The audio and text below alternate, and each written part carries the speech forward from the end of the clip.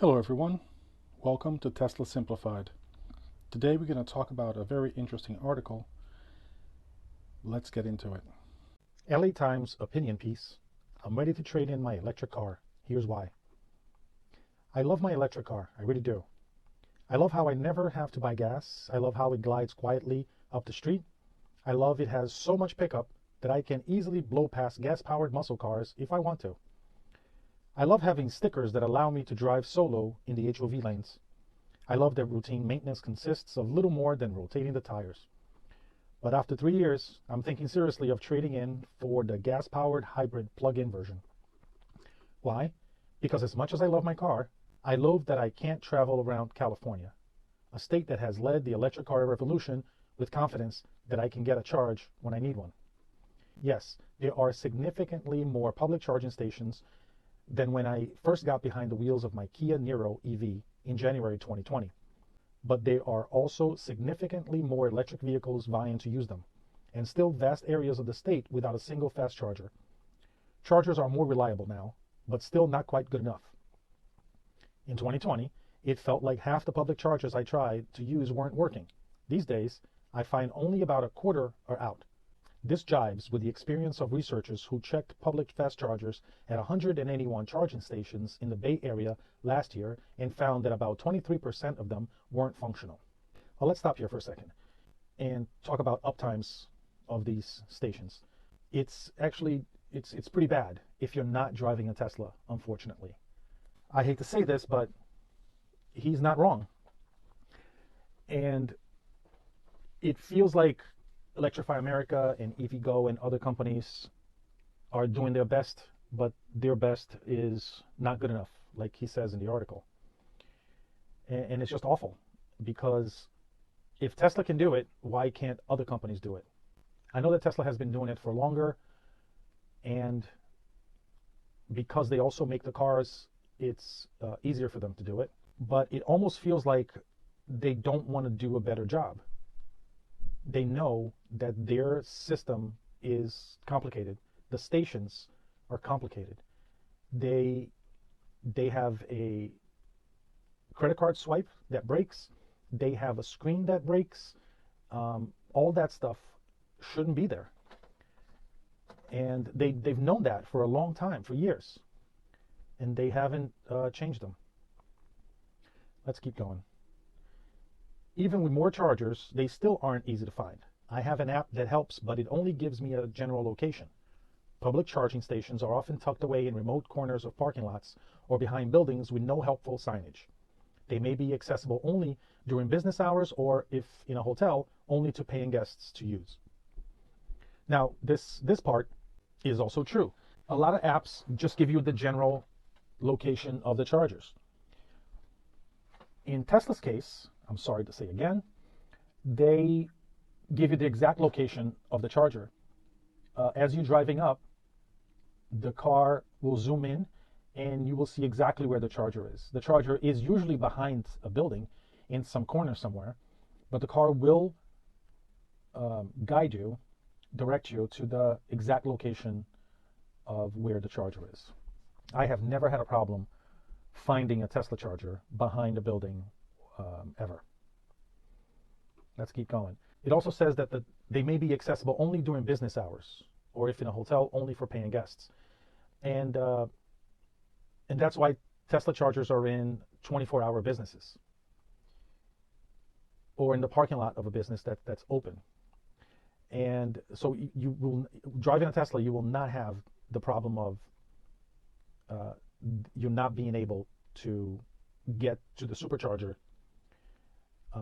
because a business is closed. That will never happen. I've never had this happen. It's always been 24 hours. And if it is maybe there could be one or two places where it's not 24 hours, but the map will not direct you there. The car will not direct you there if it's not open and if it's not working. The hotel, I've never seen a fast charge that you can't use in a hotel unless you're a guest. Only really slow chargers, only a level 2 chargers in a hotel that I can see that a hotel will not let you let you use for paying gas. So I'm not sure what he meant by that. Let's keep going. It's not uncommon to locate a charging station and discover that all the chargers are in use or blocked by cars not charging. Or most frustratingly, the chargers may be offline or non-functional, which you may not discover until you park, plug in, and try to start the charge. Again, on the Tesla screen, it'll tell you that if the charger is working or not. Most of the time, I've gone from Florida to Canada, back and forth quite a few times, and I've only had the charger not worked when I plugged it in once. And I just went to the next stall and it worked. It was not a problem at all. This is also not a problem for Teslas. I think you guys can see that there's a theme here. Unfortunately, other than Tesla superchargers, when you buy a car other than Tesla today, you will have more problems. You will not, unless you're not going on road trips. If you're not going on road trips, this doesn't really matter. And if you're going on even short road trips, I think Electrify America and other charging stations are fine. But if you're going on long road trips and going often, there is a problem of reliability with these other systems. Let's keep going. And even if the stars align and you find an available charger that works, you may shut off mid-charge with no warning or reason. Again, this has never happened to me with a Tesla charger. Yeah, I'm not sure how many times this happens to people in other charging stations. But let's keep going. When I chose an electric vehicle, I knew that meant an extra 30 minutes in travel time for each charging stop during a road trip, but I did not count on the time wasted by having to, for example, backtrack to another station or one out of my way because the charging station on my route was not working. I did not count on having to wait 60 minutes to charge because the fast charger is not charging very fast today.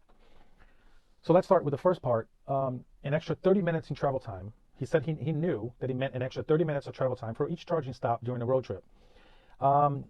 So again, a lot of cars other than Teslas do charge slowly. 30 minutes is a reasonable time. Teslas, it's more like 20 minutes. And 20 minutes is not an extra minutes in travel time for each charging stop. You're still going to have to stop and eat. You're still going to have to stop and get coffee if you want, and you're still going to have to stop and use the restroom. So it's not 30 minutes of extra time.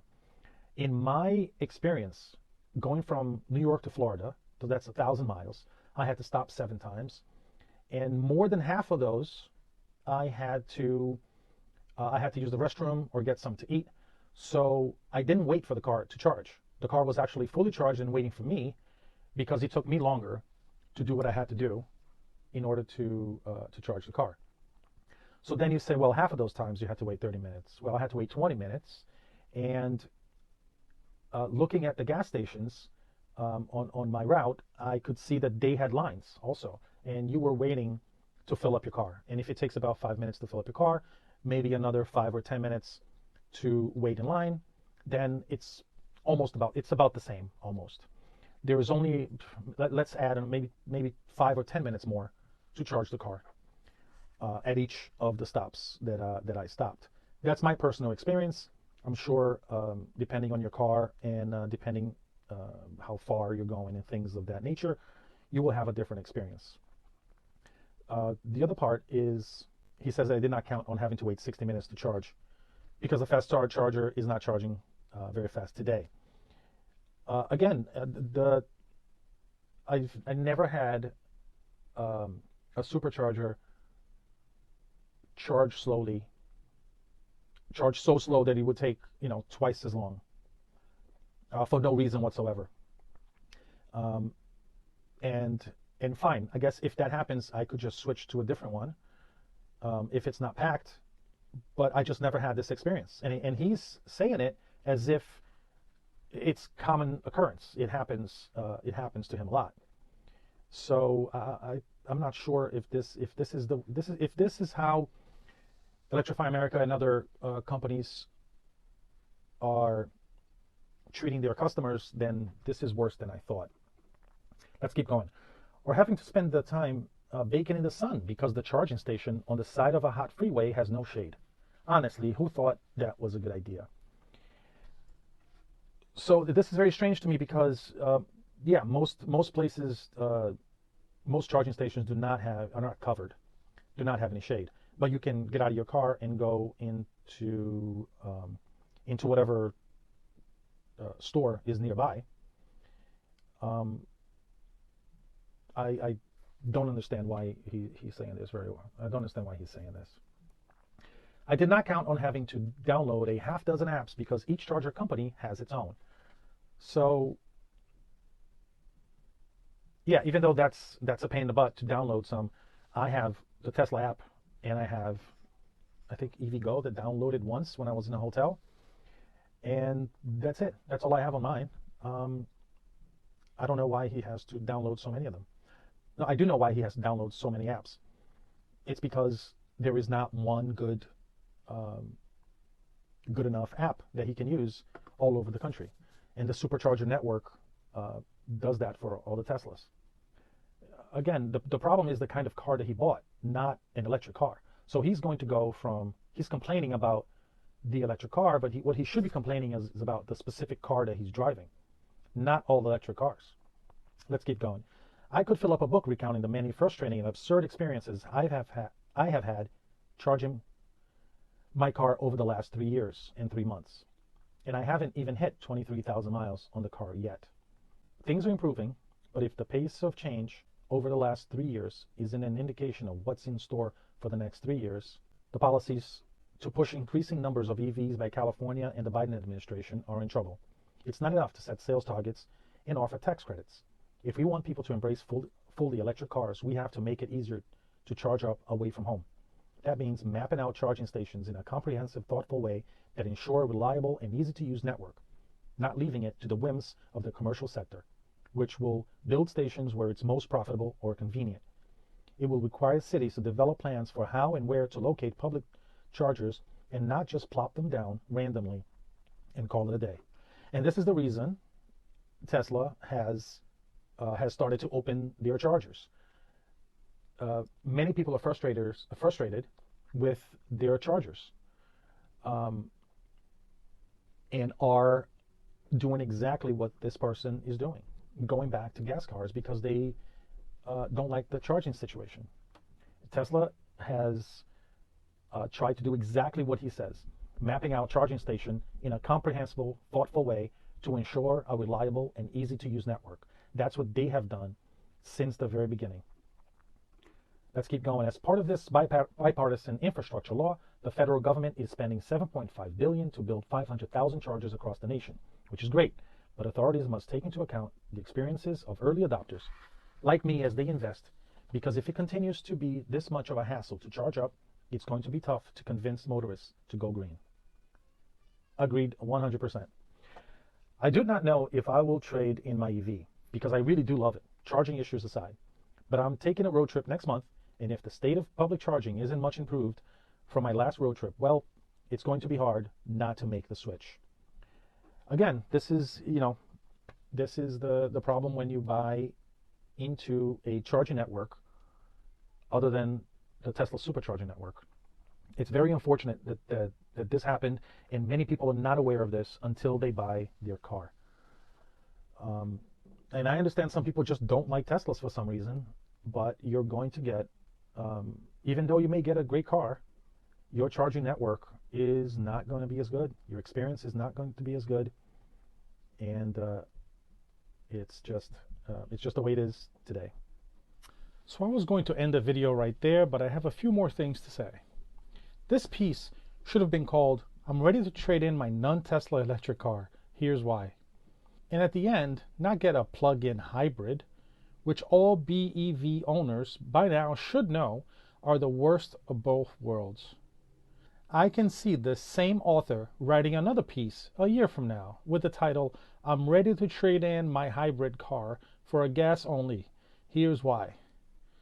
Simply because he perhaps doesn't want to get a Tesla. The MSRP of the 2023 Kia Niro EV is about $40,000 today, and so is the base price of a Tesla Model 3. If the buyer needs an SUV, the Tesla Model Y starts at around $42,500. Let's be clear, the Kia Niro is a fine car if you don't need to take long trips and you have access to a 220-volt outlet at home to charge it. The Tesla, on the other hand, is capable of completely replacing a gas car for most people. Full stop. The only times I do not recommend buying a Tesla is if you live in an apartment and park on the street and or have no access to a personal charger. Also, if you live in a very, very remote area far from the Tesla supercharger network. In North America, that would only be in most of Alaska, northern Canada, and parts of southern Mexico. But even in those places, superchargers are being built every month. I just watched a video of a person driving a non-Tesla car around Texas and Louisiana. In this video, a lot of chargers were out of order, and the ones that weren't were only putting out less than 70 kilowatts. Link to the video in the description below. He didn't say on the video, but he must have had to charge for more than an hour each time at 70 kilowatts. That will probably make me buy a plug-in hybrid too. In my 22 long-range Model Y, I would be upset if I had to charge for more than 35 minutes. And usually it only takes about 17 to 25 minutes because it charges at 150 to 250 kilowatts. But more importantly, the Tesla supercharger puts out between 150 and 250 kilowatts. It is also easy to find on the car map.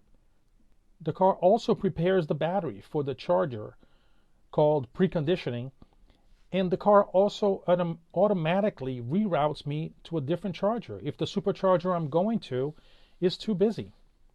They are all open 24 hours and usually have a clean restroom nearby. Also, the superchargers are located near the highways. It isn't fun to have to drive miles and miles out of your way to get to a charger and then miles and miles back onto the highway. The last thing is that when you get to the supercharger and plug your car in, the charger starts in just a few seconds.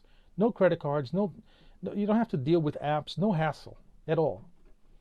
Electrify America, also known as EA, is the biggest fast charger network right now. There are many others, but EA is the biggest. A quick little history on EA. EA was created by Volkswagen when a judge ordered it to create a charger network because VW was caught polluting when their diesel cars were shown to have a program that would defeat the emissions test in Europe and the US. Electrify America was created with $2 billion, and Ionity was created in Europe with about $4 billion by Volkswagen. It became known as Dieselgate. For many years, the Tesla community has been happy that EA was built, but were worried about what would happen in the future. The problem is that EA still isn't profitable. So what would happen when the $2 billion ran out here in the US? What would happen to a company that was created as a punishment? Don't get me wrong, I have no doubt that the people who work for EA have the company's best interests at heart and are trying to do the best they can. But regardless, this is a major problem for someone who buys a non-Tesla EV because it's just bad now. But it may get even worse in the future. Tesla is opening its superchargers for non-Teslas, but it's doing it far too slowly. Unfortunately, this information isn't known to most of the population, and when articles lump all EVs together, like the one we just read, it makes the electric transition away from polluting and asthma-causing gas cars more difficult. And that's just bad for all of us. Well, that's it for this video. Thank you for watching. Please like and subscribe if you like this type of content. I'll see you next time.